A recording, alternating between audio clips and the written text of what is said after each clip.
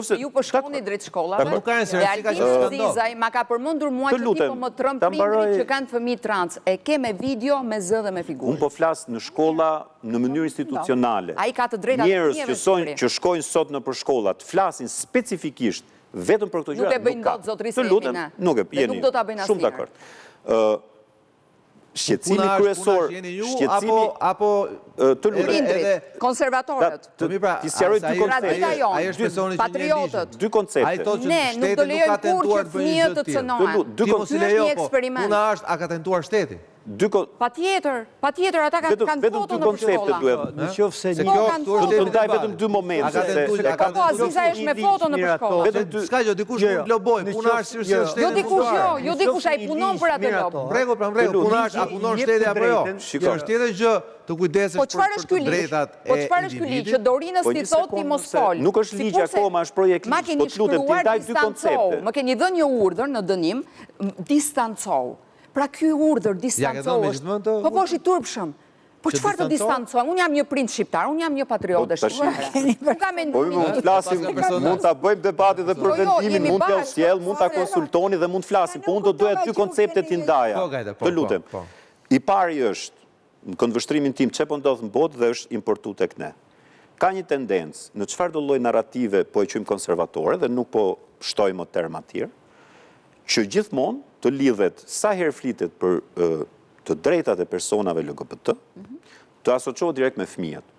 Dhe unë kam përshtypjen që kjo është një lloj emotiviteti që përdoret, në radh parë për dezinformuar, në radh dytë për të krijuar më shumë shqetësim, në radh tretë për mendimin tim është krejtësisht populiste, sidomos për rastin e Shqipërisë. Momenti dytë që unë do të doja të shpreja është që po, qofse doni mendimin tim, edhe unë nuk jam dakord që një fëmijë t'i lihet në dorë të zgjedhë identitetin gjinor. Pse? E para njerëz sepse një fëmijë nuk ka vetëm gjinin shqetësim në jetën e vet. Ka shumë aspekte tjera për cilat do duhet të njihet, zhvilloj personalitet, kuptoj dhe pastaj të mund të bëjë zgjedhjet e duhura për jetën e vet. Pra nëse do flasim që kjo gjë të jepet mundësia dhe fëmijëve, për mendimin është gabim. Neve për shumë gjëra tjera nuk I japi mundësi fëmijëve që të vendosin. Më fal. Jo, absolutisht, nuk flet ligji fare për këtë gjë. Po e the kam të drejtë të kam në ligj. Nuk flet fare ligji për këtë gjë. Tash këtu po del nga letra ligj. Ta mbaroj të lutem. Po ta mbaroj. Ta mbaroj. Edhe unë juristë, po ta mbaroj. Ta mbaroj. Ta mbaroj. Të lutem.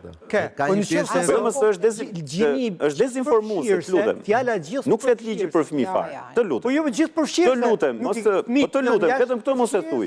Ligji mund të flasë shumë gjëra, por për fëmijë nuk merret. Djem dhe vajza, pura gratë dhe vajza, I ke të përfshirë. Të lutem, zoti Balla, vetëm një gjë. Pra, jam shumë dakord që kur bëhet fjalë për fëmijët, çdo informacion që do duhet I jepet, do duhet të jetë I kujdesshëm dhe do duhet bërë nga profesionistë dhe do duhet të ketë dakordsi. Shkollat kanë dhe këshilla prindësh, ka dhe njerëz tjerë që do të marrin ato vendime. Jemi dakord në këtë gjë. Dhe unë e shtyj dhe më tej, nuk jam dakord që të diskutohet në shkolla vetëm për një lloj diskriminimi. Pra sikur të shkojmë në shkollë ne të flasim vetëm për racën, apo të flasim vetëm për fen, apo të flasim vetëm për orientimin seksual. Jo.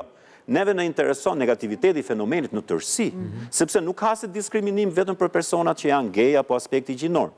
Diskriminimin ne e shohim kundrejt shumë grupeve të ndryshme shoqërore.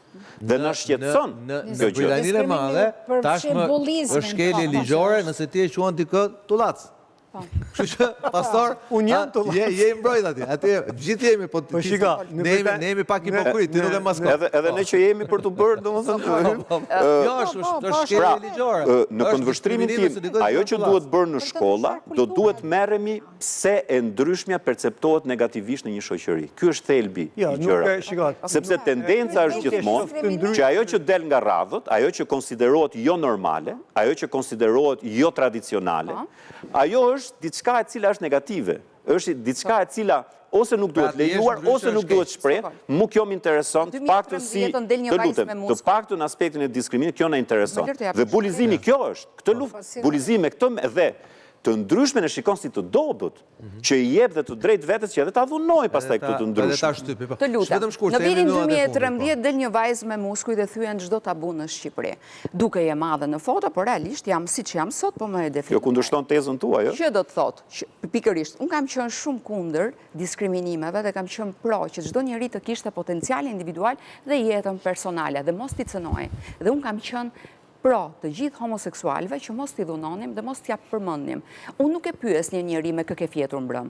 Unë e pyes se si është, me shëndet dhe si sillet në shoqëri, çfarë profesioni ka dhe çfarë është i aftë të japi në këtë botë dhe të marri në këtë marrëdhënie socialo-shoqërore. Që do të thotë, kjo është ngritur politikisht dhe unë mendoj që nëse në perëndim kjo ka absolutisht që na ka dhënë shembuj që ata nuk ndalonin po shkuan drejt fëmijëve. I kemi me shembuj konkret. Që do të thotë ne nuk e sajojmë. Të lutem, ne nuk kemi një LGBT tjetër këtu. Ne mund kemi njerëz më të mirë këtu. Të lutem. Ne kemi njerëz më të mirë. Nëse ne kemi një LGBT këtu të mirë, dhe nuk është si ajo jashtë, është fatijon. Qa do me thënë LGBT e mi, LGBT e keq? Pikërisht pra, po ta marrim shembullin çfarë kanë bërë. Trancat kanë hyrë në për shkollat e fëmijëve, në për kopshe dhe kanë prezantuar veten të veshur si djaj. Ne për fat të mirë kemi një komunitet të mirë dhe që po merremi vetë. Po janë gjëra që rregullojnë. Ato janë ekstremitete. Se duhet të shqetësojmë që ndodh vjet. Kjo është gjë që shumë mirë mund të rregullohet.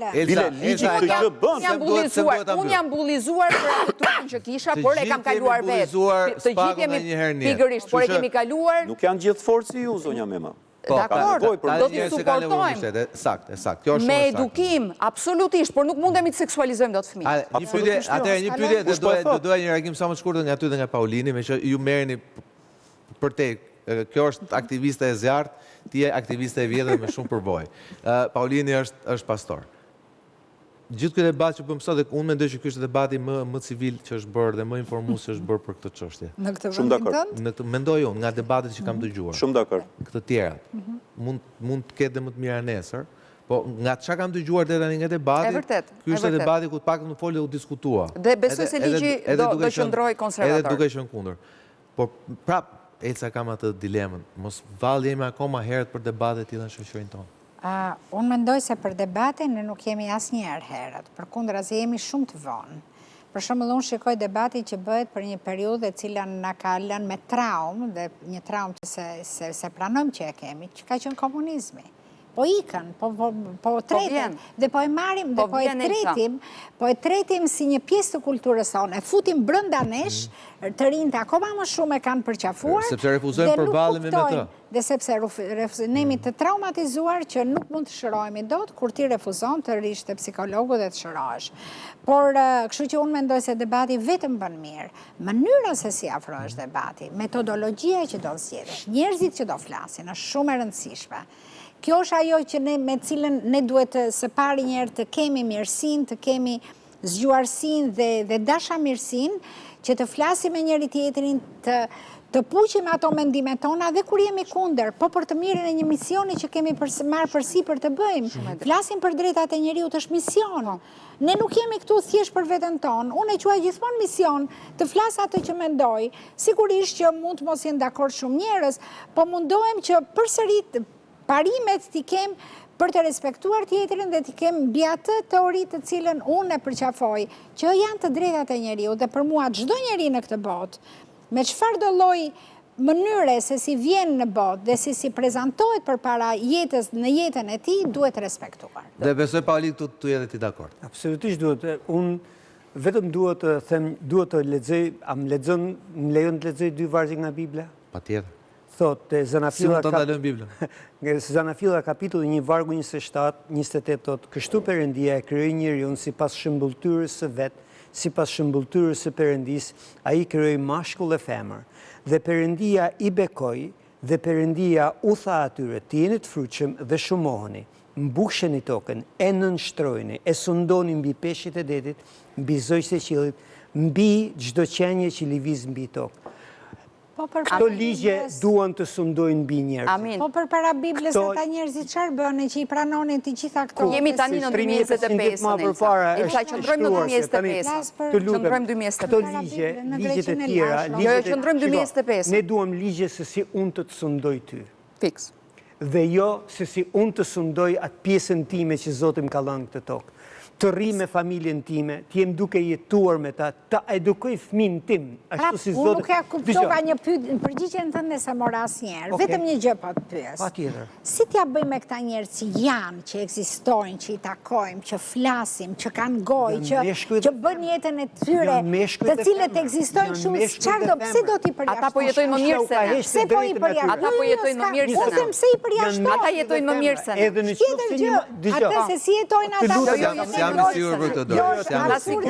Jam i sigurt. Janë të punësuar. Janë të, jo më mirë se keq. Ata mund të jenë punësuar, por tjetër gjë të keqe bën punë dhe tjetër gjë. Jetojnë dashurinë Për e aq tyre. kosta nuk e kanë deklaruar vete, nuk janë. Jetojnë dashurinë e Janë tyre. të Nuk është fare ashtu. Turizmi jon ka qenë plot me çifte gay në Krujt, e di që unë jam nga Kruja, dhe i kemi pritur për cjell, kanë shijuar Kruja, kanë shijuar çdo vend. Nesër, tjetër gjë të viziturisht, tjetër gjë të jetosh. E ke parë statistikën e diskriminimit evropian, 50% ne kishim 27, ne jemi më të mirë se populli i Europës. Tu jam dakord që ne jemi Të ta them arsyen se jemi hipokrit. Jo, ke gabim. Absolutisht. E ke gabim.